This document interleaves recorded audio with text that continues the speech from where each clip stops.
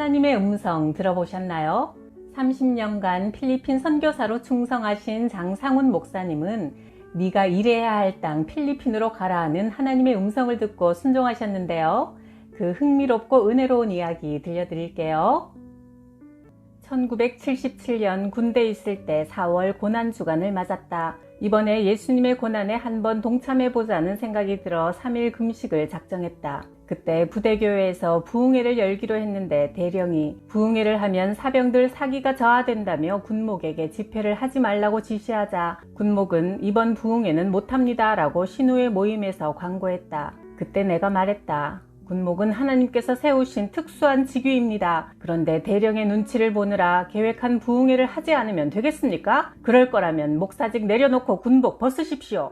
일개 1등병이 대위에게 옷을 벗으라고 겁도 없이 말한 것이다. 금식기도 중이라 하나님이 담대함을 주신 것 같다. 고난주간 수요일 저녁 예배 때 하나님의 음성이 들렸다. 사랑하는 상훈아, 내가 너를 사랑한다. 그래서 너를 위해 십자가를 진 것이다. 이 말씀이 가슴을 가득 채우자 걷잡을 수 없는 눈물이 흐르고 내가 죄인임이 깨달아져 회개가 터졌다. 그날 밤 나는 진정으로 예수 그리스도를 나의 구주로 영접하고 거듭나게 되었다. 1977년 4월은 한 달 내내 주님의 은혜에 감격하여 울면서 보냈다. 아름다운 날들이었다. 그때부터 제대할 때까지 하나님께 계속 물었다. 제대 후에 제가 무엇을 해야 합니까? 군대 오기 전 나는 공인 회계사가 되는 것이 꿈이었다. 그런데 성령의 불이 붙었기 때문에 제대 후에도 교회에서 늘 기도하며 살다시피 했다. 진정 하나님이 나에게 원하는 일은 무엇일까 고민하며 한월산 기도원으로 갔다. 1970년대는 한국 기도원들의 전성기라 구름같이 많은 인파가 몰려들었다. 나는 그곳에 뜨거운 열기에 힘입어 더욱 간절히 기도로 매달렸다. 하나님이 이 땅에 나를 보내실 때는 분명한 목적이 있어서 보내셨을 텐데 그냥 어영부영 내 뜻대로 살다가 가면 안 될 텐데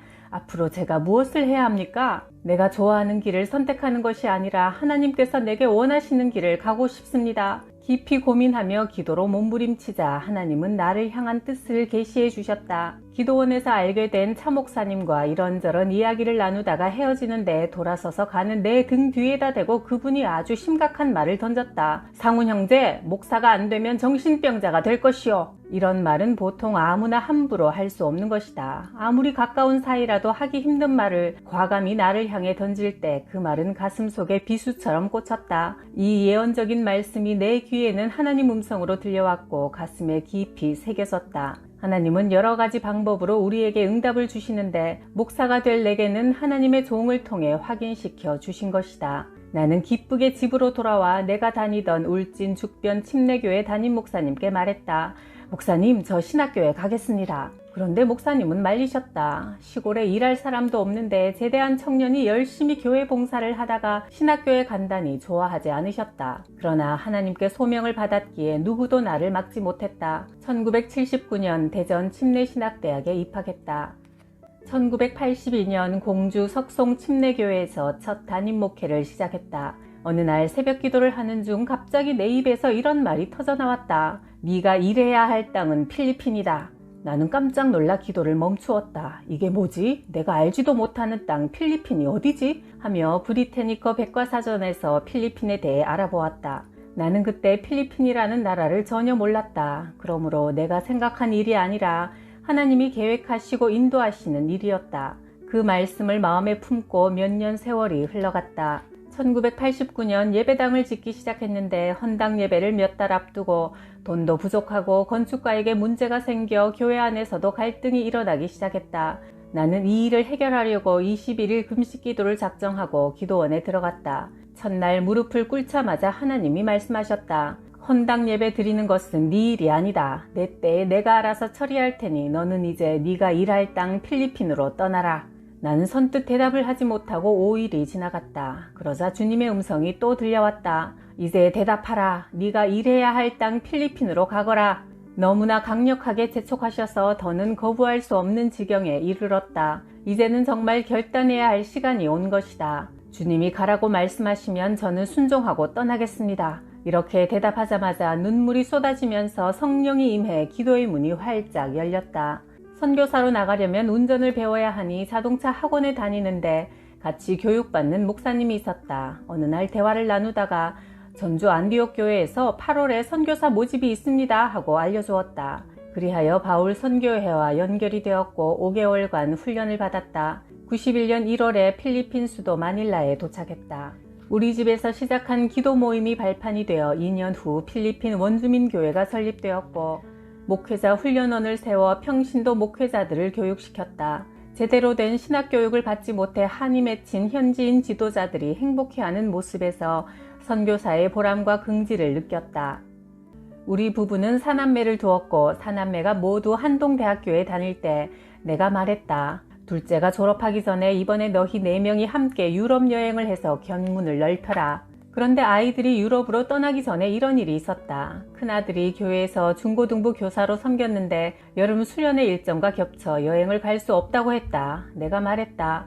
수련회는 네가 없어도 잘 진행되니 미안하다고 이야기하고 동생들하고 같이 떠나라. 지금 가야 비행기 요금 100만 원이 절약된다. 아들이 말했다. 안 돼요. 비록 비싼 표를 산다 해도 수련회를 진행해야 합니다. 그런데 놀랍게도 수련회 기간 중 문봉장학재단에서 아들에게 인터뷰 요청이 왔고 졸업할 때까지 전액 장학금과 기숙사비를 지원받게 되었다. 나는 100만 원 비행기값 날렸다고 화를 냈는데 하나님은 주의 일에 충성하는 아들에게 몇 배나 더 크게 갚아주신 것이다. 육신의 아버지는 시야가 제한되어 있지만 하나님 아버지는 가장 좋은 것으로 채워주시고 인도하시는 분이었다. 큰아들은 미국 사우스 웨스턴 대학교에서 교육 행정 박사학위를 받고 필리핀에서 교육 선교사로 헌신하고 있다. 둘째는 한동대학교 국제법률대학원을 졸업하고 약한 자들을 위한 인권 변호사가 되기를 꿈꾸고 있으며 셋째, 넷째도 외국인 회사에 충실하게 근무하고 있으니 모두 하나님의 은혜다. 선교사가 자녀 교육보다 하나님이 맡겨주신 사역을 먼저라고 생각하고 하나님의 뜻을 따른다면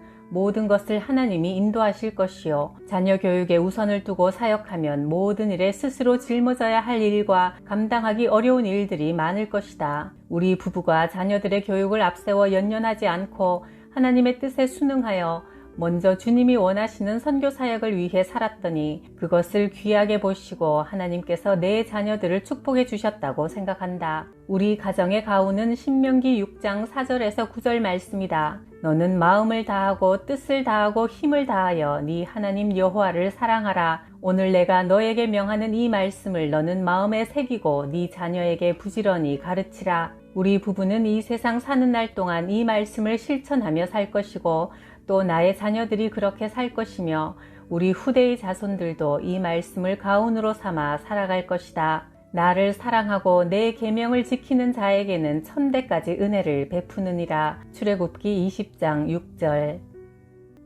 다음은 아내 이명순 선교사의 간증이다. 나는 고등학교 때 친구를 따라 공주 침례교회에 처음 다니게 되었다. 나를 교회로 인도한 친구는 그 뒤 교회를 그만두었고 나는 정착하여 열심히 신앙생활을 했다. 주일학교 교사도 하며 몇 년을 지났지만 그때까지도 예수님을 잘 모르고 그냥 교회만 다녔다. 어느 날 목사님이 내게 말했다. 이 선생도 이제 침례를 받아야지요. 목사님, 저는 아직 천국 갈 자신이 없어요. 예수님이 이 선생의 죄를 대신 지고 십자가에서 돌아가신 것을 믿어요? 믿어요. 그런데 천국 갈 확신이 없어요. 나는 마음속에 구원의 확신이 없었다. 내가 예수를 믿으려고 애써서 믿어지는 것이 아니라 이 믿음은 하나님께로부터 와야만 가능한 것이었다. 성령으로 거듭나야 어떤 갈등도 없이 믿어지는 믿음이 생긴다. 예수님의 제자들이 주님을 3년이나 따라다니며 사역했지만 정작 주님이 십자가를 지려고 할 때는 다 도망갔고 수제자인 베드로 역시 예수님을 모른다고 부인하며 저주까지 했다. 그러나 오순절 마가 다락방에서 성령의 충만함을 받자 사도들은 나중에 주님을 위해 순교했고 주님을 배신하는 제자가 없었다. 즉 예수님을 3년간 따라다닐 때는 그들 스스로 예수님을 믿으려고 애쓰던 시절이었고 성령을 받은 후에는 제자들에게 하늘로부터 믿어지는 믿음이 온 것이다. 나는 그 후 매주 목사님과 성경 공부를 하며 구원의 확신을 갖게 되었고 가슴이 뜨거워지는 성령 체험을 하자 이 몸을 주의 종으로 주님을 위하여 바치겠다고 서원 기도를 했다. 그러자 담임 목사님이 말했다. 그 길이 얼마나 험한지 알아? 이 선생은 그저 후에 장로 부인이 되어서 교회에 헌금 많이 하면서 섬기면 더 좋아. 그러나 나는 계속 기도를 하면 할수록 생각이 더 확고해졌다. 내가 아무리 헌금을 많이 드린다 해도 하나님은 내 몸을 드리는 것을 더 좋아하실 것이다. 그래서 함께 동력할 목사 남편을 달라고 기도했다. 40일 작정기도 마지막 일주일은 금식했는데 꿈을 꾸었다. 그동안 성경 공부를 인도하던 장순홍 전도사님이 꿈에 나타나 말했다. 이 선생 사진 한 장 줘요. 내가 좋은 사람 소개시켜 줄게. 그러더니 신학생 전도사를 데리고 왔는데 키도 작고 초라해 보여 마음에 들지 않았다. 내가 선뜻 대답을 못하고 머뭇거리고 있으니 장 전도사는 내게 빨리 대답하지 않는다며 꿈속에서 호통을 쳤다. 그래서 엉겹결에 네 알았어요 결혼할게요 대답하고는 꿈에서 깼다. 참 희한한 꿈이었다. 이틀 후 장 전도사가 교회에서 내게 말했다. 이 선생 사진 한 장 줘봐요.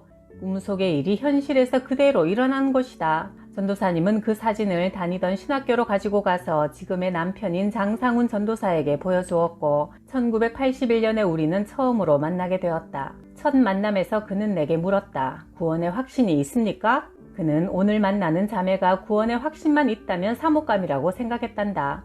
함께 공주 공산성에 오르게 되었는데 전날 내린 눈 때문에 장 전도사가 계속 미끄러졌다. 여자를 붙잡아서 이끌어줘야 하는 남자가 본인 혼자 올라가는 것조차 힘들어하는 것을 보니 안 그래도 키도 작고 왜소해 보여 별로 마음에 들지 않았는데 점점 흥미가 없어졌다. 그때는 가난한 신학생의 신발 밑창이 다 닳아서 미끄러진다는 것을 생각하지 못했다. 게다가 군대에서 눈을 다쳐 한쪽 눈이 보이지 않는다는 말을 듣고 그와 헤어진 후 교회로 달려가 울며 기도했다. 하나님, 어떻게 저런 매력 없는 사람을 저에게 보내십니까? 그러자 주님의 음성이 들렸다. 네가 함께 목회할 남편을 달라고 해서 구해주었는데 그저 키가 작고 몸이 약하다고 불평하느냐? 나는 대답할 말을 잃고 눈물을 흘리며 주님 순종하겠습니다. 감사합니다 하고는 주님의 인도하심에 따르기로 결정하고 그와 결혼했다. 우리는 함께 30년간 성공적인 필리핀 선교사의 삶을 살고 있으니 이 결혼은 이미 오래전 하나님의 계획과 섭리 속에 있던 좋은 것이었다. 섬기는 교회 김종수 목사님은 스님에서 목사로 인생이 꽃처럼 활짝 피어났다고 합니다. 피어오름 소개할게요. 어머니는 4대째 종갓집 며느리로 아들을 낳아야 했다. 그러나 22년간 7번 연속으로 딸만 낳으셨다. 마침내 아들인 내가 태어난 날 어머니는 처음으로 환하게 웃을 수 있었다. 어느 날 어머니는 갑자기 영음을 들으셨다. 아들 종수를 살리려거든 교회에 가거라. 어머니는 그날로 나를 데리고 교회에 다니셨다. 주일은 물론 매일 새벽 예배까지 빠짐없이 참석했다. 그러나 오히려 교회를 다니기 시작한 이후 이상하게도 초등학생인 내가 아프기 시작했다. 감기도 열병도 아니고 병명도 모른 채 몸이 삐쩍 말라갔고 매일 비실비실 힘없이 살아갔다. 마을 무당이 말했다. 서남사로 보내. 거기서 중이 되지 않으면 아이는 살지 못해. 나는 14살에 집을 떠나 절로 가야 했다. 어머니가 주지스님에게 우리 아들 좀 살려주세요 하자 이 놈은 오래 있을 놈이 아니야. 스님의 그 한마디가 내내 내 머릿속을 떠나지 않았다. 맞아, 나는 여길 나가야 살 수 있는 사람이야. 머리를 깎고 승복을 입고 매일 새벽 3시 반에 일어나 불공 드리는 삶에는 아무런 희망이 없었다. 그렇게 절에서 동자승으로 자란 나는 20살이 되어 입대했다. 제대를 앞둔 마지막 휴가날 멋지게 보내려면 돈이 필요했다. 누나를 찾아갔다. 누나, 동생이 마지막 휴가 나왔는데 용돈 좀 챙겨줄 거지? 줄 순 있는데 단 조건이 있어. 별건 아니고 나랑 어디 좀 가자. 내게는 선택의 여지가 없었다. 누나를 따라 어느 지하실로 내려갔다. 허름한 교회 간판이 보였다. 그곳에 발을 딛는 그 순간부터 내 인생이 송두리째 바뀔 것이라고는 조금도 상상하지 못했다. 나는 불편한 심정으로 예배 시간에 앉아있다가 집에 돌아왔다.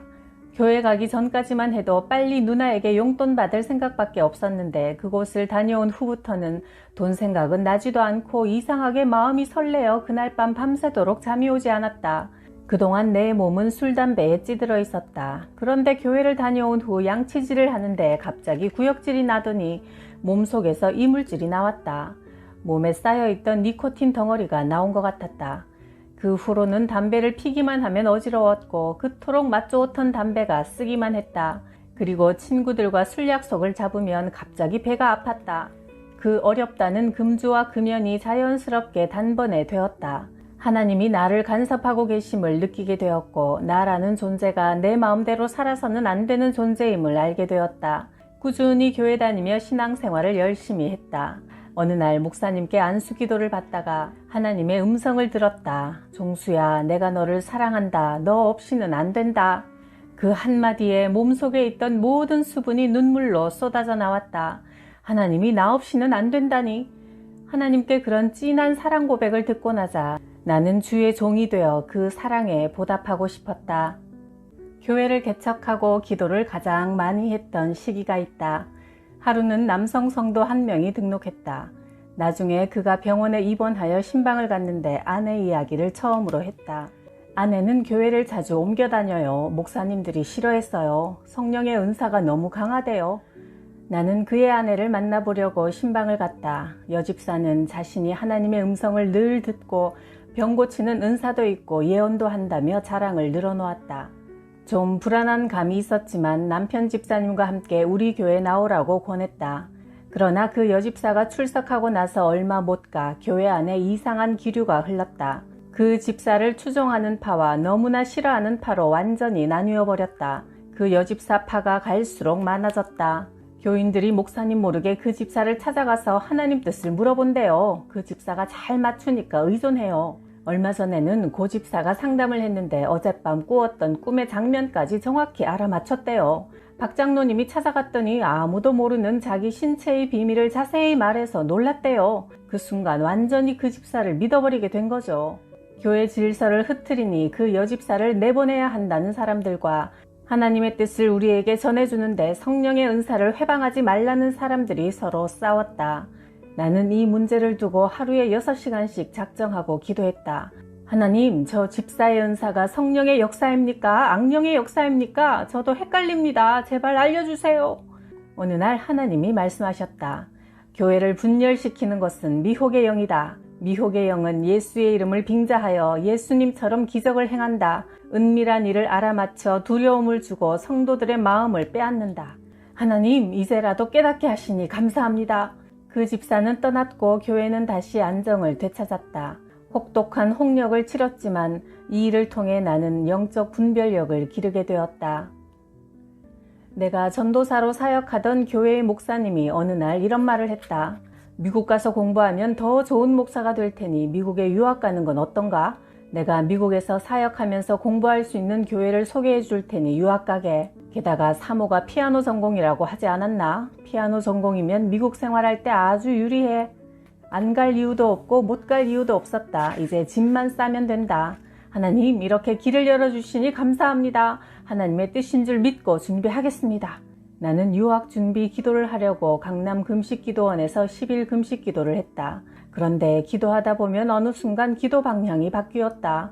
생각조차 하기 싫었던 개척에 대한 기도가 자꾸 나왔다. 기도를 처음에는 내 의지대로 시작하지만 성령이 내 기도를 주관하시면서부터는 기도 내용이 하나님의 뜻으로 바뀌어 간다. 이럴 줄 알았으면 기도 놓지 말고 그냥 유학 가버릴걸. 후회가 되었다. 나는 하나님을 만나고 난 직후 맨 처음 개척교회를 다녔다.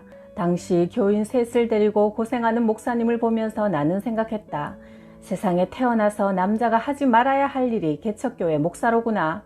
그런데 기도를 할수록 유학에 대한 설렘은 점점 사라지고 금식 7일째 꿈을 꾸었다. 현실과 다름없는 너무나 생생한 꿈이었다.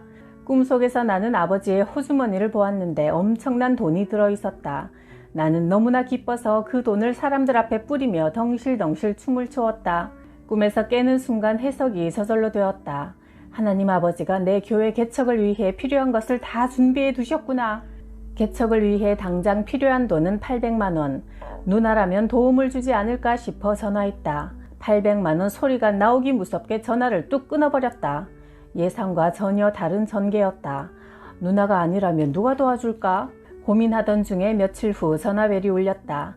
안녕하세요 전도사님, 나 기억하죠? 나 성북교회 박종근 장로요.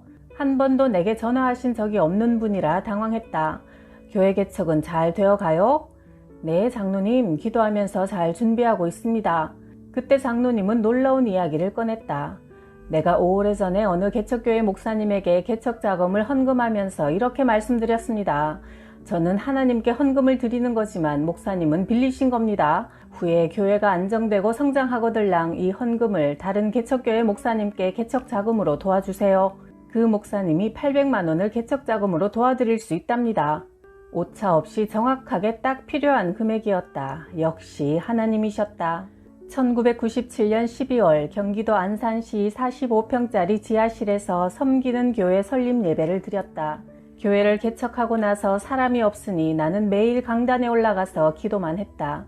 하나님의 은혜가 이 전에 충만하게 하옵소서. 이 성전의 공기가 기도로 뜨겁게 하옵소서. 이 전에 들어오는 모든 심령이 예수의 사람으로 변화되게 하옵소서. 기도하다 보면 전도하고 싶어져 매일 밖으로 나가 전도했다. 길에서 잠깐 만나 전도했던 분들이 예배 시간에 맞춰 기적처럼 등장했고 심지어 그날 등록까지 했다.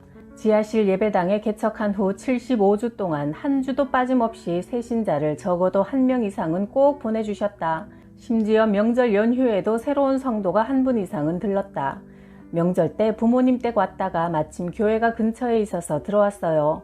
1년 6개월이 되자 70명 성도들로 공간이 비좁아졌다.